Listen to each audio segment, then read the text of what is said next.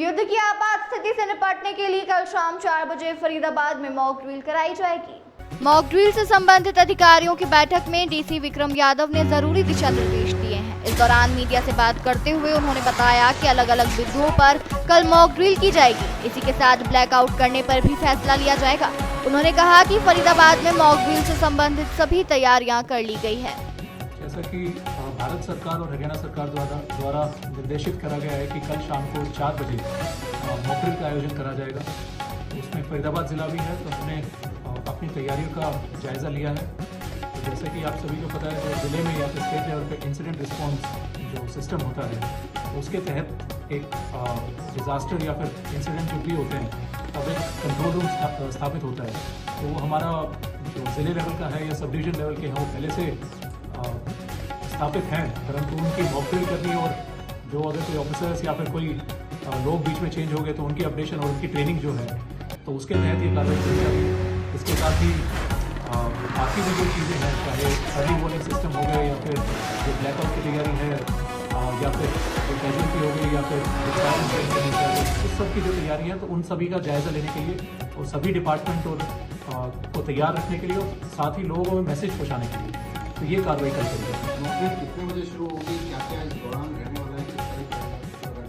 कल 4 बजे शाम को मॉक ड्रिल शुरू होगी।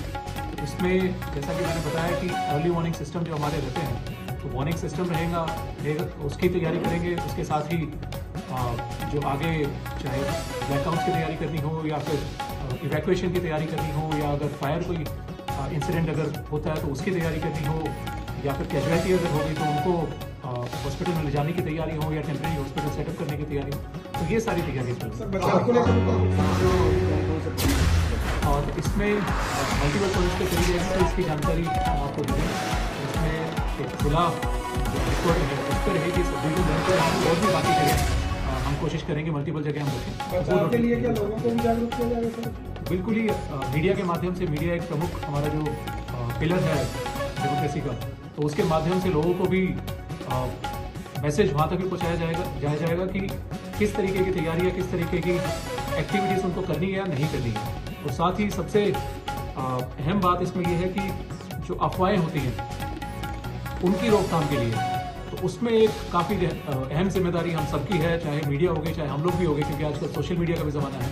तो उस पर ना जाएँ, हम वेरीफाइड सोर्सेज से हम पता करें, चाहे हमारे चाहे कोई सरकारी अधिकारी हो या फिर बाकी कोई पुलिस अधिकारी हो या बाकी कोई भी हो, उनसे हम कंफर्म करें। कृपया करके कोई भी अगर अफवाह वगैरह फैल रही है तो उस पर आँख मूंद के भरोसा करें। सर, कल जो मॉक ड्रिल होने वाला है, सायरन से भी जो है कितने सायरन जो है वो फरीदाबाद जिले की बात करें, तो हमारी कोशिश है कि विलेज लेवल तक ही हम इसको लेके जाएं।